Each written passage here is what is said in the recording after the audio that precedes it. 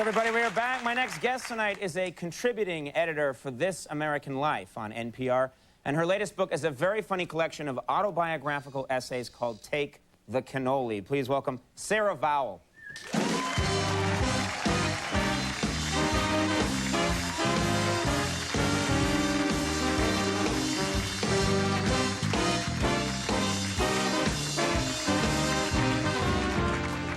Thank you for being here. Oh, thanks for having me. Yeah. You know, it's great to be here. I watched the show. I watched last. You watched the show. That's nice. I like it when a guest makes it clear that they've actually seen it before. I watched last night with Mr. T.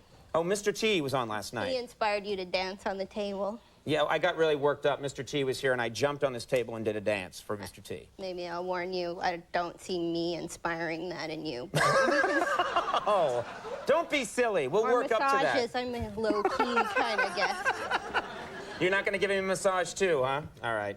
This is a, let's talk about the book. All right. We'll work up to the massage. Very funny. This is a very funny book. First of all, you're very funny on the radio. Oh, thanks. It's a very funny show. And also, this book has a lot of just great sort of snippets of your life, which a lot of them are very self-deprecating, very funny. And I like you talk about... I'm an idiot, which, yeah, as you know, helps one's comedic Trust career. me. Yeah. Yes, I'm going to try that self-deprecating thing one day. But one thing that I really like is you try to enter the world of goth. Right. You thought that you could infiltrate this world? What was the idea behind it? Well, the idea behind it is, as you can see, I'm not particularly imposing person. I have rosy cheeks, and I have this voice that's sort of straight out of second grade. And, is this the same voice that you had in second grade? Pretty much. Yeah. And, you know, waitresses always call me hun. And I get carded for buying maple syrup, that kind of thing.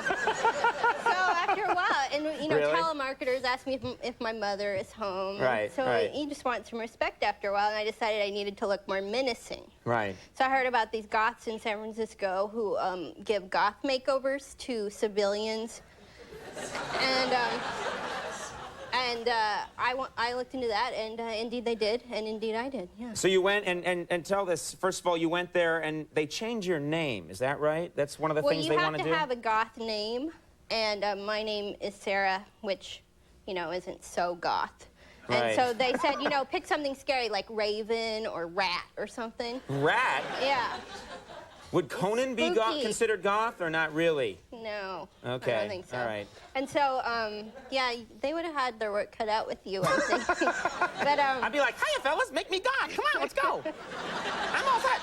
So they said, pick a scary name. And so I was thinking, you know, what freaks me out, what's spooky. And I came of age in the 80s in the whole Blue Velvet, David Lynch era. And I thought the really spooky stuff to me is waspy and sunny and, you know, blonde. And so I said that, no offense. And so the most... Hold her back there, Dave. Yeah, comfort her, Dave. Yeah. The most perverse name I could think of was Becky. That's the goth name you came up with. That was my goth name. They suggested Rat, and you said, I think Becky will do. Well, as it turns out, so I said, I'll be Becky, and then one of the goths said, you know, you are understanding the pink of goth. You skipped a couple levels and went straight to pink, and apparently, you know, any old goth can be gloomy wearing black, but you have to be a really complex expert goth to be gloomy in pink. So that's like the highest level. That's the black belt of goth, exactly. is to be able to wear pink exactly. and call yourself Becky and somehow still be menacing. Yes. This is fascinating stuff. Yeah. Did you go out in the real world as in your goth persona? Yeah, we went to a goth club, so they dressed me up, and part of the initiation is going to the club and seeing if you can pass as goth. How do you know if you've passed as goth? Well, you thoroughly depress somebody else? I mean, how do you... That's part of it. What's the secret? Okay. If you can stare and stare back. So we went to the club. Before we went to the club, it took, you know, 2 hours to get into all this garb and the makeup and the hair. Right. And so by that time, I was really tired. And I asked them, you know, are you guys ever so pooped out after all this hair and makeup that you don't even go to the club? And they said that for that reason, there's a goth rule that you have to stay at the club at least as long as it takes to get dressed up. So if it took you 2 hours to get dressed up, you stay for 2 hours? Yeah. Is it a fun lifestyle being goth? Well, I enjoyed it because the club was really homey to me in that, you know how in regular nightclubs you're supposed to appear happy and desirable and content, but at the goth club there was no pressure on that front. You could just be miserable. Exactly, exactly. Now it's funny. Have you had this experience where people recognize you, because a lot of people listen to NPR and they would hear your voice? Are there people that recognize you that way? Oh yeah. It's usually when I'm doing something really embarrassing or heinous or inhuman, when my voice is recognized. Like the last time it happened, I was in LA and I had phoned there for this reading, and I got there, it was almost 2 o'clock in the morning, and I check into the hotel, and it's one of those hip hotels where, you know, the lobby is like a disco, and so I pull in at 2 o'clock in the morning into the disco, and I just want to go up to bed, and I walk through the disco, and, you know, I have my room, can't get into the elevator, and one of the babes from the lounge comes in with her mango martini, and she's dancing in the elevator and like dumps her mango martini like all over me, and I'm drenched, and she, oh my, and you know, she's mauling me with napkins, you know, trying to clean it up, and I was like, don't touch me. And she's like, oh my God, you're on the radio, I love your stories. Not the best time to be recognized. Don't touch me. But because you're normally probably very nice to people. Normally. I'm not that bad, right? No.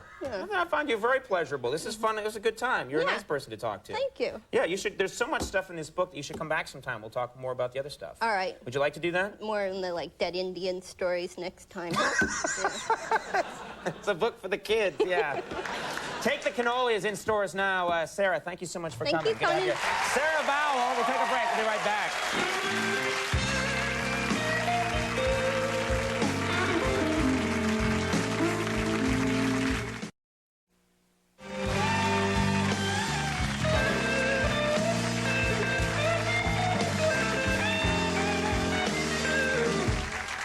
Everybody, that is our show tonight. I do want to thank all my guests. Sarah Vowell, thank you very much for being here. Please come back. Very funny stuff.